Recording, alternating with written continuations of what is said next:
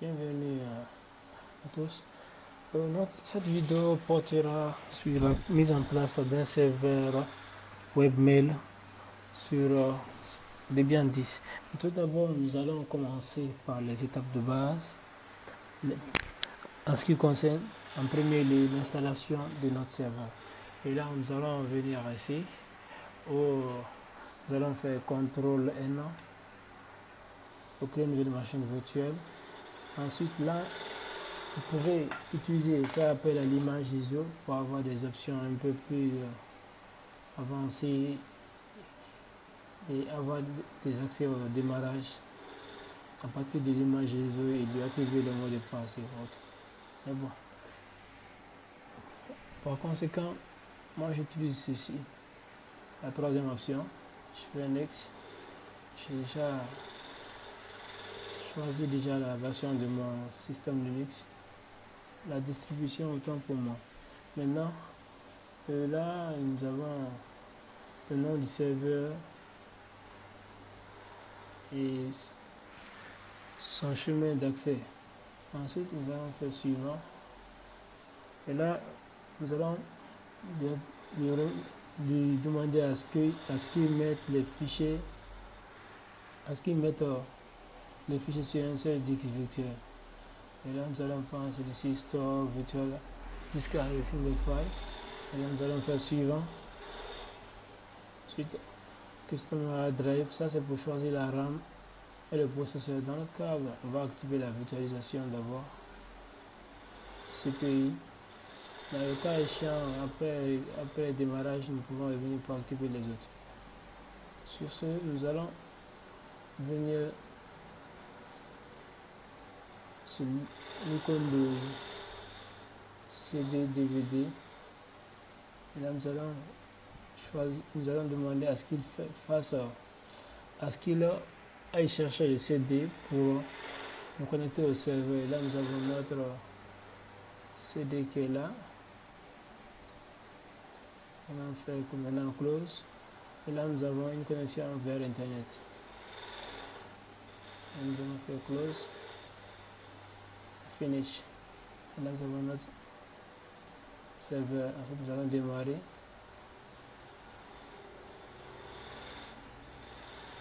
Là, nous allons. Ici, c'est pour avoir une installation en mode console. Là, c'est une installation en mode graphique. Là, nous allons appuyer suivant. Entrer plutôt.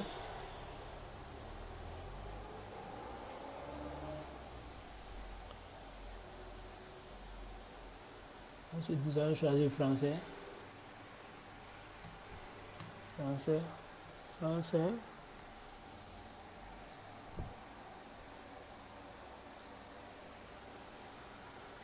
Et là, nous voyons que le chargement des composants d'installation à partir du CD est en train de s'effectuer, c'est-à-dire il est en train de charger les fichiers à partir du CD d'installation.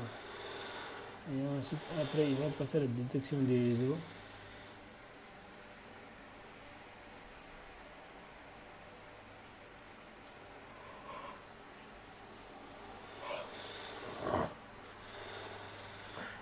Et là, nous allons nommer la machine un serveur. On va faire suivant. On a effacé ceci. Continuer. Là, nous allons donner le mot de passe.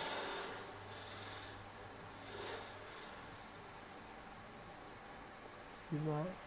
Et là, par exemple, nous allons donner des utilisateurs. Nous allons créer un nouvel utilisateur. Et là, nous allons lui donner un mot de passe aussi.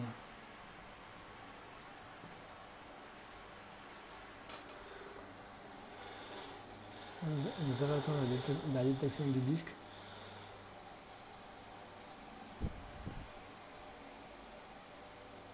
Et là, nous n'allons pas utiliser un disque entier. Parce que là, dans ce cas ici, nous avons le partitionnement manuel qui s'occupe de comment attribuer la taille à un espace, à un disque dur, comment la formater, comment voir si son nom est possible de changer. Et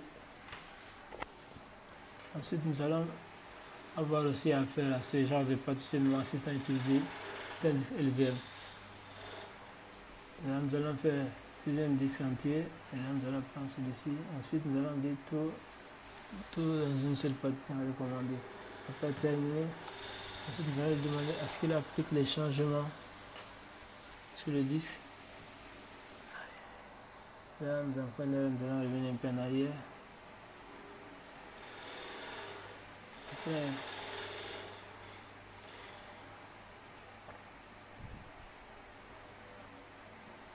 nous allons devoir revenir pour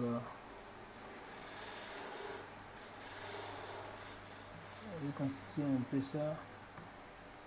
Et là,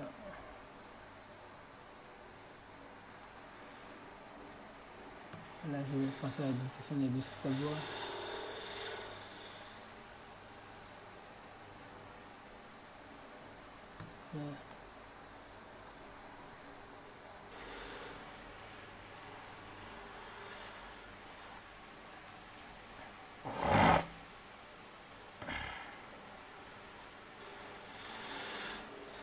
Et là, nous avons notre option que nous recherchons, c'était sur nous, nous allons mettre sur oui. Ensuite, nous allons faire entrer.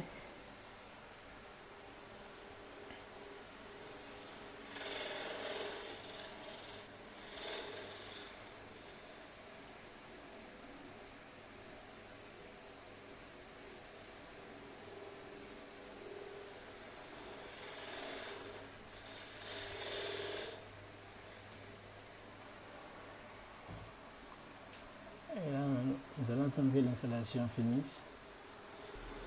Et là, nous allons choisir un nom pour ne pas analyser le CD. Et après français, nous allons choisir un des centres de téléchargement de gestion des paquets. Et après le suivant.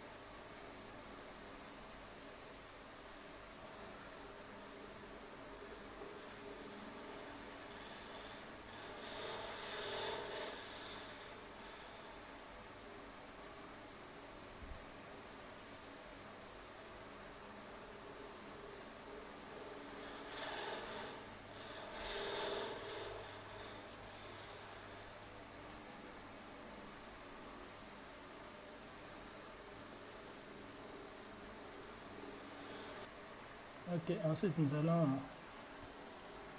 cliquer sur là.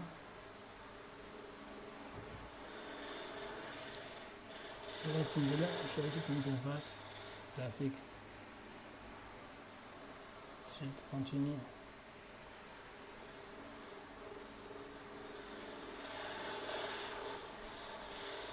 Voilà, nous allons attendre à ce que le téléchargement des logiciels finisse.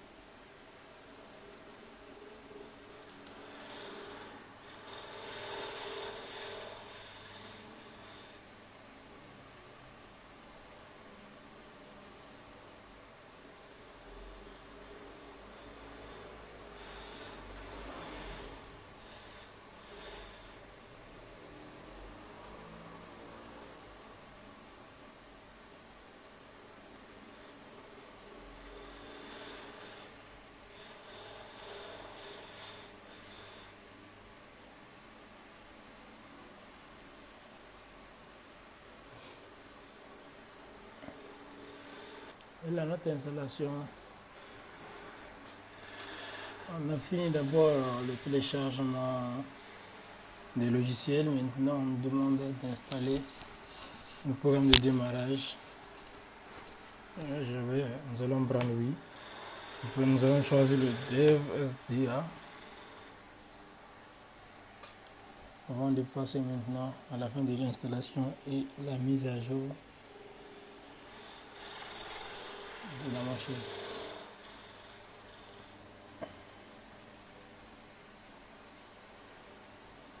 Alors nous allons taper Entrée pour démarrer.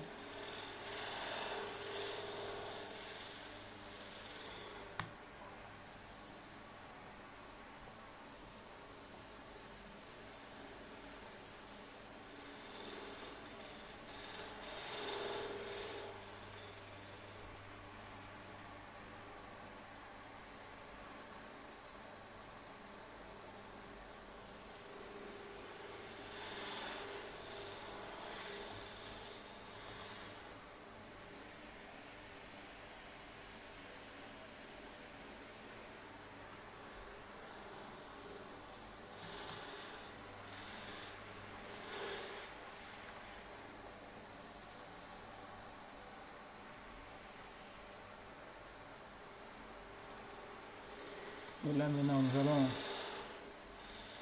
lancer notre terminal.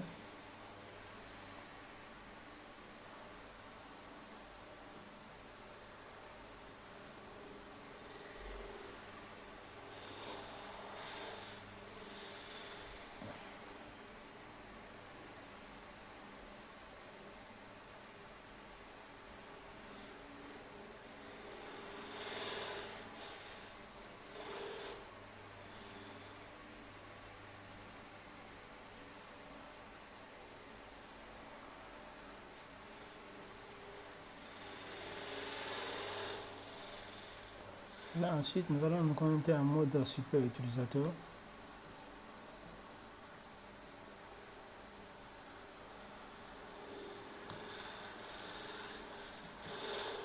Nous allons nous assurer que notre serveur est à jour.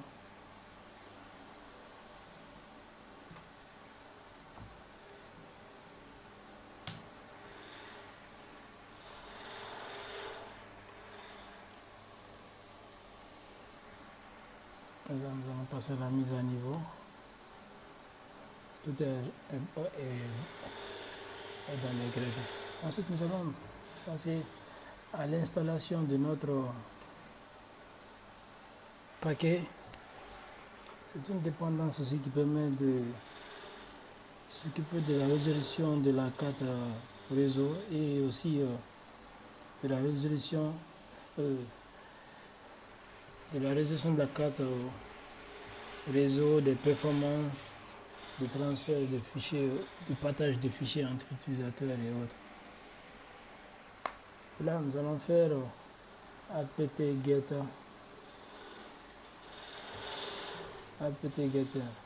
install open vm tools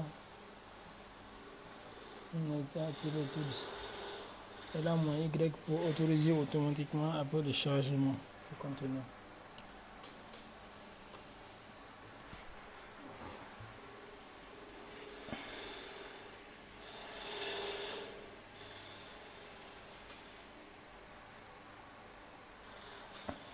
Ensuite, après, nous avons aussi le sympathique que nous allons installer.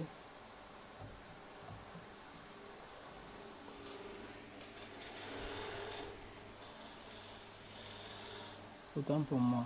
Voilà. Synaptique. En fait, lui, il va nous servir à quoi? C'est un programme qui propose une interface graphique complète. Pour APT.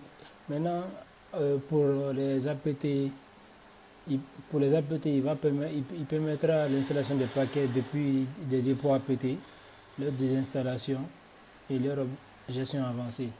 Mais concrètement, Synaptic va vous permettre de chercher et d'installer tous les programmes que vous souhaitez, tels que librairie, les polices d'écriture, les métapaquets, de manière transparente et précise, etc. Donc, nous allons exécuter.